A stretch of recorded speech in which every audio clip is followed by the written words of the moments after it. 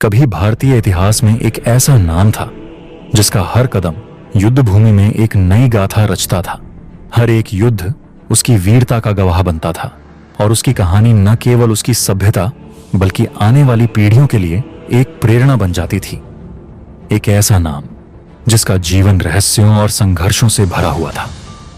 इस महान योद्धा का नाम था पृथ्वीराज चौहान।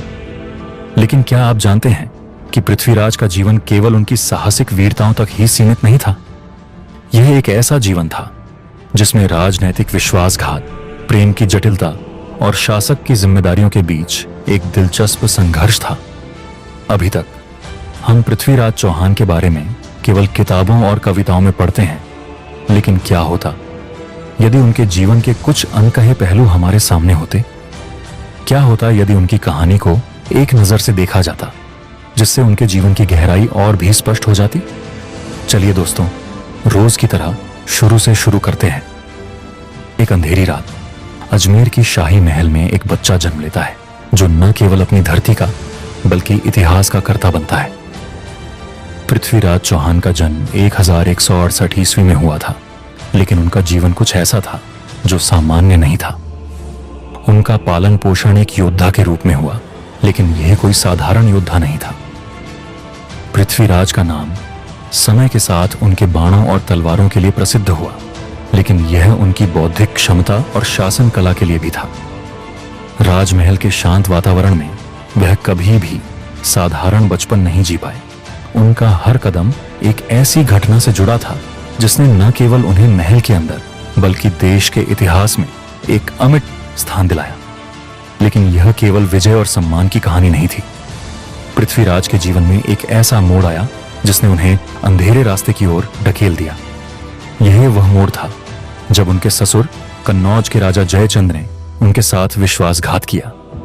जयचंद की बेटी संयुक्ता, जिनसे पृथ्वीराज ने स्वयंवर में विवाह किया, एक ऐसी कहानी बन गई जिसे आज भी विश्वासघात के प्रतीक के रूप में याद किया जाता है। जयचंद, जिन्होंने कभी पृथ्वीराज की वीरता का सम्मान किया था, उसी ने मोहम्मद गौरी को पृथ्वीराज के खिलाफ लड़ने का मौका दिया। यह विश्वासघात न केवल एक राजनीतिक कदम था, बल्कि यह पृथ्वीराज के जीवन का एक व्यक्तिगत आघात था जिसने उनकी सोच को गहरे रूप से प्रभावित किया।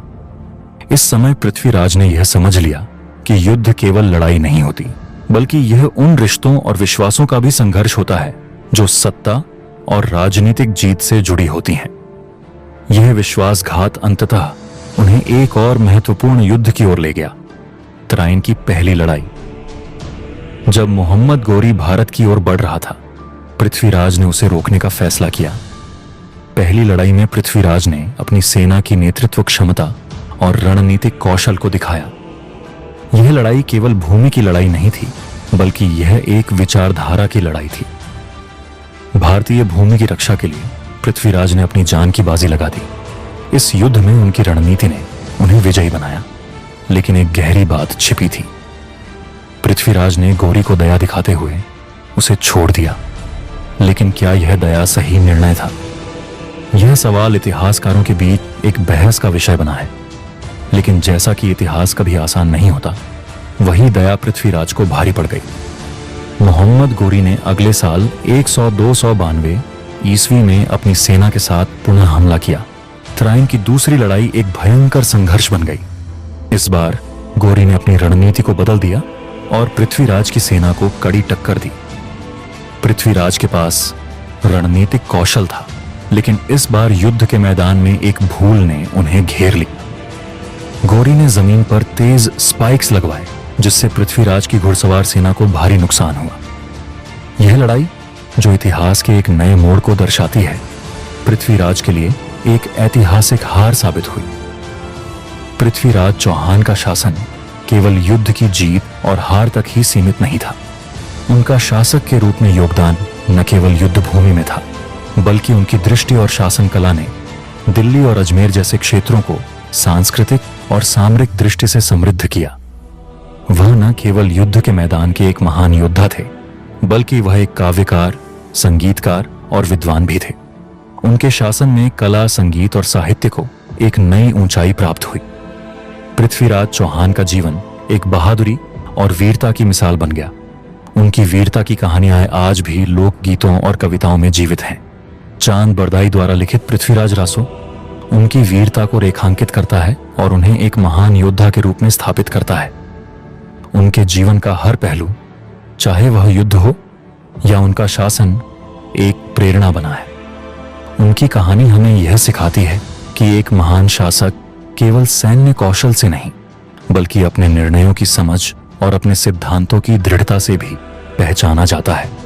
उनके जीवन ने यह सिद्ध किया कि बहादुरी केवल युद्ध में नहीं, बल्कि विश्वासघात और कठिन परिस्थितियों के बावजूद अपने सिद्धांतों पर टिके रहना भी एक प्रकार की वीरता है।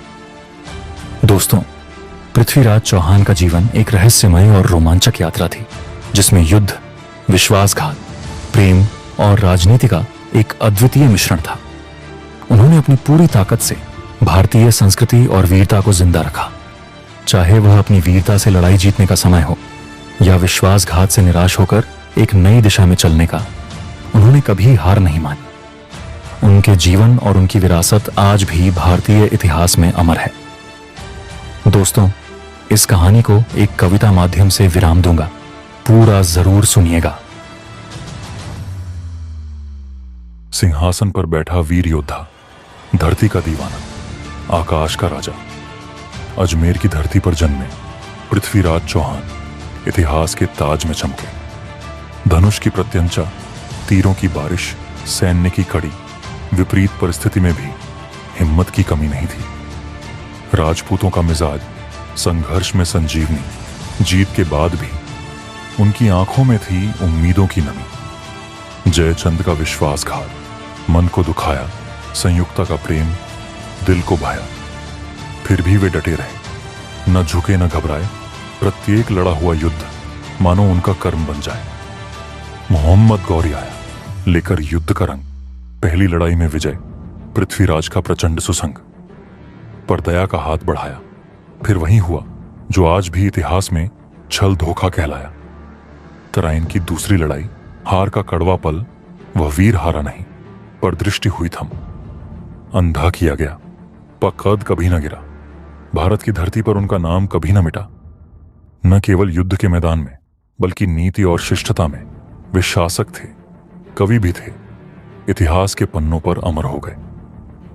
पृथ्वीराज चौहान युगों तक जीवित रहेगा। वीरता की कहानी हर दिल में गूंजेगा। उनकी गाथाएं, उनके कर्म हमेशा प्रेरणा देंगे हर एक को, हर एक धर्म।